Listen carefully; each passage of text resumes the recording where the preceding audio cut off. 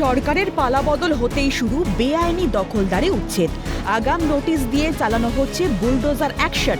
তবে বিজেপি সরকারের এই অভিযানের বিরুদ্ধে প্রতিবাদ তৃণমূলের। বৃহস্পতিবার প্রাচী সিনেমার সামনে দেখা গেল তৃণমূল কংগ্রেসের তরফ থেকে পুনর্বাসন ছাড়া হকার উচ্ছেদ চলবে না এই দাবি নিয়ে বিক্ষোভ। উল্লেখ্য, 2025 সালের নভেম্বর মাস স্কটল্যান্ডে বুলডোজার দিয়ে উচ্ছেদ অভিযান চালায় তৎকালীন তৃণমূল সরকার। যদিও কর্পোরেশনের নোটিশ দিয়েই সেই দোকানগুলি ভাঙা হয়েছিল। তবে অভিযোগ, দোকান ভাঙার পর নতুন করে কোনো দোকান তৈরি করে দেয়নি তৎকালীন সরকার। 49 নম্বর ওয়ার্ডের বিধায়কের রাত চলত ওই এলাকায়। টক টু মেয়রে ফোন করে ভাঙা হয় দোকান। আমাদের লেডি ডাবলিংয়ে ফুটপাতের উপরে একটা চা দোকান হয়েছে, বুঝলেন? ওইটা খুব অত্যাচার হচ্ছে সবের উপরে। না, আমার সঙ্গে কথা হয়নি। না, আমার সঙ্গে কথা হয়নি।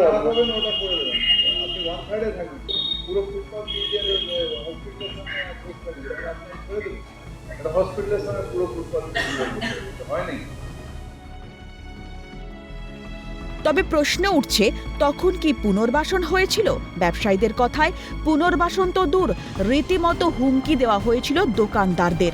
হারার পর অনেকেই বড় বড় কথা বলে, যখন ক্ষমতায় ছিল কোনো সাহায্য করেনি। আজকে যে তৃণমূল সরকার যে বলছে হকার উচ্ছেদ বন্ধ করতে হবে, তাহলে আমার সময় কেন করা হয়েছিল? তখন তো তৃণমূল সরকারই ছিল।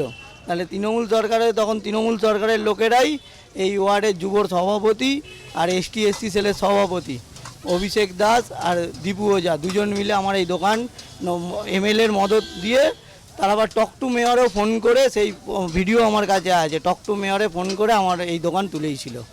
মানে সমস্ত কিছুকে এমএলএর মদতেই চলছে? হ্যাঁ, এমএলএর মদতেই। এই দুজন এমএলএকে এরা মা বলে ডাকতো, তাই জন্য ছেলে হিসাবে তাদের কথা শুনতো, আর আমরা ওয়ার্ডের কেউ না, সজলদার উপর ভরসা রাখছি। একেবারে আমরা কথা বললাম যে দোকান উচ্ছেদ করা হয়েছিল সেই দোকানের মালিকের সাথে। তিনি একেবারে বিস্ফোরক অভিযোগ করছেন। তিনি বলছেন, আজকে তৃণমূল কংগ্রেস বলছেন হকারদের পাশে রয়েছেন, হকারদের কাছে এই বার্তা পৌঁছে দেওয়ার জন্য একেবারে শিয়ালদা সেখানে একেবারে মাটিতে বসে পড়ে তারা একেবারে বিক্ষোভ দেখাচ্ছেন। কিন্তু জলজান্ত প্রমাণ এখানেই। যে দোকান উচ্ছেদ করেছিল তৃণমূল কংগ্রেস একেবারে প্রথমে থাকার জন্য, বা যে সময় রাত চালাচ্ছিল, সেই সময় যখন ছিল, সেই সময় কিন্তু এখানে একেবারে নয়না বন্দ্যোপাধ্যায়ের মদতে এই সমস্ত কিছু হয়েছিল। কিন্তু আজকে তার এই অভিযোগ একেবারে উপড়ে দিচ্ছেন তিনি, এবং তিনি এটাও বলছেন নতুন সরকারের উপর তিনি অনেকটা ভরসা রাখছেন, আশ্বাস রাখছেন। ক্যামেরায় বিধানের সাথে দীপঞ্জনা সাউ, ক্যালকাটা নিউজ, কলকাতা।